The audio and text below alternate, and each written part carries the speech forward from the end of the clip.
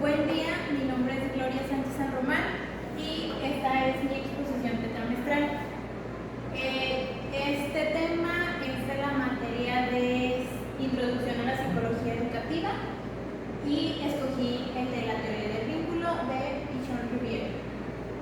Bueno, como introducción vamos a hablar un poquito sobre aspectos relevantes de la teoría del vínculo y tener un mayor entendimiento del mismo, algunas características, tipos de vínculos, entre otros. Primeramente tenemos qué es la teoría del vínculo. Bueno, Pichon-Riviere dice que el vínculo es la forma en que cada persona se relaciona con los demás.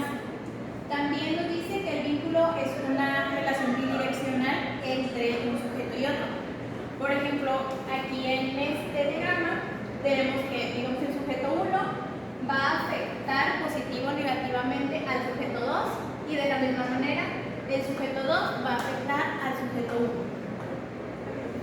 Por otro lado tenemos las características.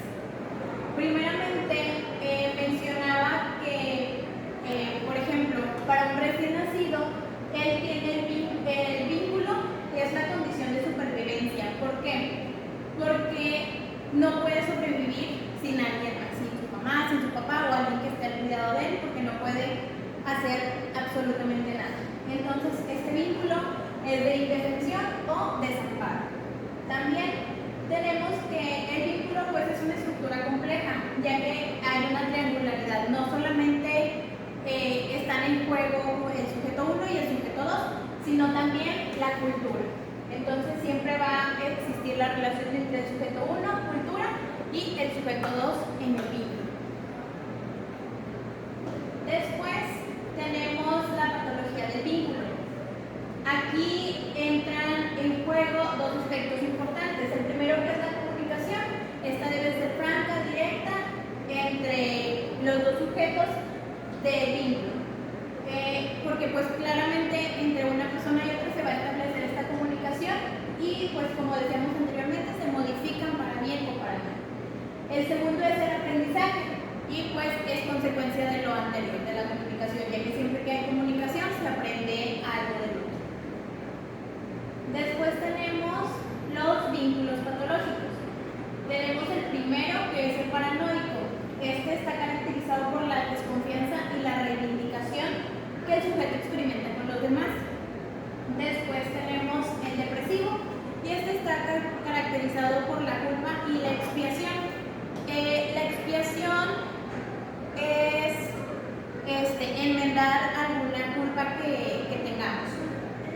El obsesivo pues está caracterizado por el orden y el control de las cosas, de todo lo que está a su alcance en su vida, en su trabajo, en todo. Tenemos también el hipocondríaco. Este está en que el sujeto establece con los otros a través de su cuerpo, por ejemplo en la salud y la queja. Algún ejemplo puede ser que cuando su marido o su mamá sale de viaje o se va a trabajar, empieza a sentirse mal. Entonces él genera este vínculo de malestar cada que se siente abandonado por algún ser querido. El siguiente es el histérico. Este está caracterizado por la plasticidad y el dramatismo. Entendemos la plasticidad como que no tenemos límites al expresar nuestras emociones. Y tenemos también el nocturno. Este está caracterizado por la actividad en la noche y con el sueño. Es decir, que en este se puede generalizar a cualquier persona que esté bajo estas características. Después tenemos el vínculo homosexual. Este es un vínculo en particular con un objeto que anteriormente fue perseguidor. Esto con la finalidad de que el vínculo sea la conquista de ese perseguidor mediante una técnica de apaciguamiento, de calmar o de controlar las cosas. Después tenemos el epiléptico, y este se caracteriza por una determinada viscosidad, tenacidad y destructividad. Tenemos que el término viscosidad hace referente a casos resistentes, por eso se usa esta terminología. Pues este está referido a los pacientes que tienen epilepsia. Después tenemos el regresivo, y esto sucede cuando hay una despersonalización o negación de la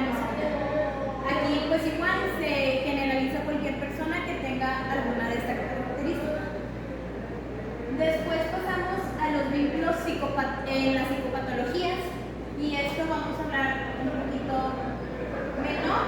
Tenemos que es la histeria de angustia. Eso está representado por el miedo a todo, por ejemplo la claustrofobia, que es el miedo a lo que está dentro. La histeria de conversión, pues son las fantasías realizadas a través del cuerpo.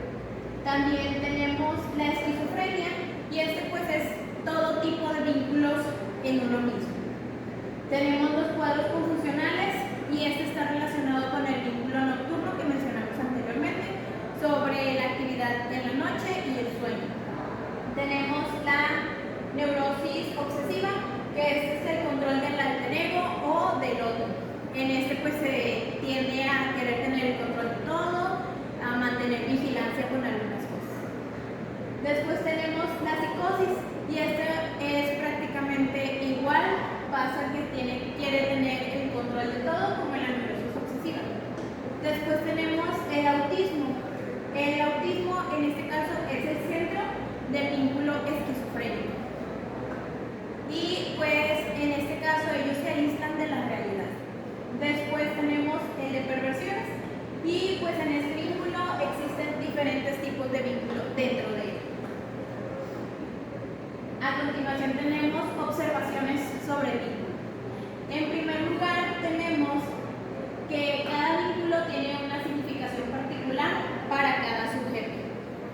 En este caso podemos incluir los vínculos que se generan con los objetos con los que tenemos algún apego. Puede ser algún juguete, algo que nos haya hecho significación a nosotros.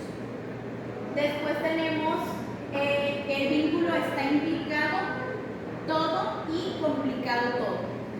Aquí se puede establecer el vínculo con el yo, y en este caso es más operacional, se tiene un mejor manejo de la realidad. Cuando el vínculo se genera con el superyo, es más culpógeno para el sujeto. Y cuando el vínculo es con el ello, pues se establecen relaciones afectivas, pueden ser agresivas o amorosas. Y después tenemos que el vínculo pues es la mínima unidad de análisis de la psicología social. Por eso no se estudia solamente al individuo, sino también en la medida en que se puede y cómo se vincula con los demás y el entorno. Después tenemos que con el vínculo transferencial el sujeto llega a tener características de una figura anterior. Esto lo podemos representar a, pues igual, familiares, alguna figura de autoridad de nuestro alrededor. Podemos tener vínculos con lo que ya aprendimos. Después tenemos el vínculo con la madre, y lo determina como intrauterino. Tiene tres partes. El primero es el parasitario. Se crea desde que el feto está en el vientre de la madre. Después le sigue el simbiótico. Es ya cuando ambos pueden tener un provecho el uno del otro. Y finalmente tenemos el siamésico. Es cuando el niño experimenta una separación de su madre, y él lo ve como si fuera la misma muerte de ambos. Entonces es un proceso que puede no llevarse a cabo, y si se lleva a cabo es porque la mamá le transmitió esa angustia al niño al ser sobreprotectora. Sabemos que cuando somos mamás pues nos da miedo todo lo que hagan, pero pues no nos damos cuenta que si es algo intenso pues vamos a afectar en vez de beneficiar a nuestro hijo. Después tenemos datos del campo psicológico. Bueno, tenemos que ese es el campo de interacciones entre el individuo y el medio. Y bueno, Pichon toma en cuenta 6 datos. El primero es el contorno. Estos son situaciones y factores humanos y físicos que están en permanente interacción con el sujeto. Después tenemos la conducta exterior. Esto está representado como que puede ser algo espontáneo o se puede provocar por algún medio y se debe de tener presente cuando van a evaluar la situación del sujeto. El tercero es la vivencia. Estos son la acumulación de experiencias que hemos tenido a lo largo de la vida, desde que somos bebés hasta la edad en la que tenemos la relación. También es subjetiva en la vida y de esto depende cómo nosotros nos vamos a vincular con los demás. Después tenemos la actividad del sujeto. Esto está relacionado con todo lo que nosotros logramos crear, por ejemplo, si hacemos dibujos, obras de arte, lo que escribimos, lo que decimos.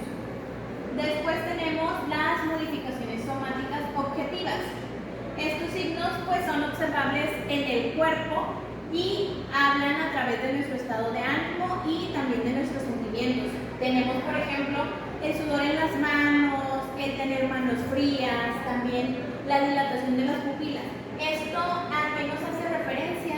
Aquí podemos transmitir que estamos nerviosos, estamos preocupados, estamos asustados y esa es una forma en la que nuestro cuerpo evidencia nuestros sentimientos. Después tenemos gestos o actitudes del sujeto. Esto es lo que normalmente llamamos el lenguaje verbal y también en conjunto con la comunicación no verbal es indispensable en nuestra interacción con los demás.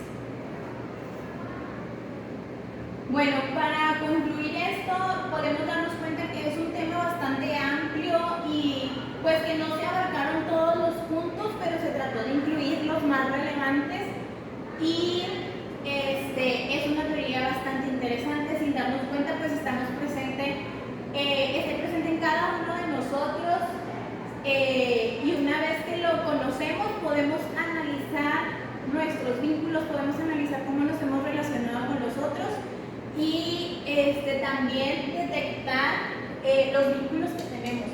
Podemos abarcar los vínculos que mencionamos anteriormente y ver cómo podemos encajar en cada uno de ellos.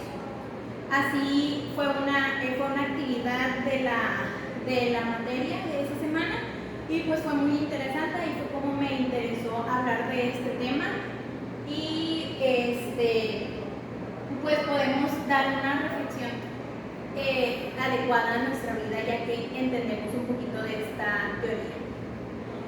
Estas son las referencias en las que me basé, lo que nos proporcionaron en la clase y otros dos PDFs que estaban un poquito, también que tomé información de él.